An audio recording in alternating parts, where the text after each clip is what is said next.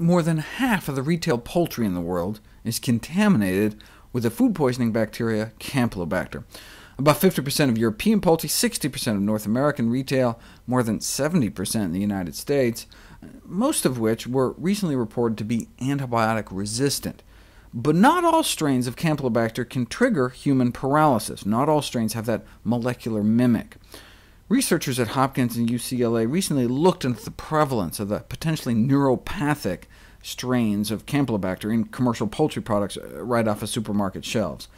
Of 65 isolates of Campylobacter they found, only about 60% were in the three classes most associated with the development of paralysis.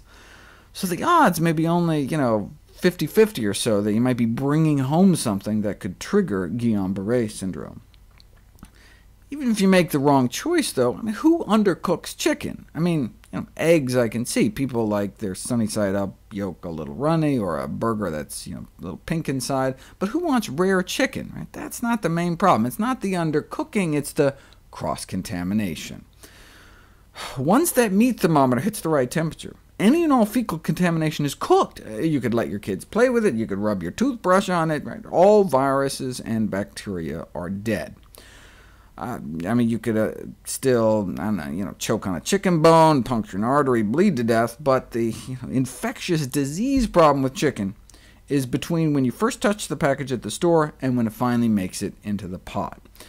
You can have all the safe cooking labels you want, but that won't raise awareness that bacteria from the surface of the chicken meat can stick to the hands of the cook, or could be spread in the kitchen environment, and subsequently may contaminate ready-to-eat foods like salads or already cooked foods accompanying the meal.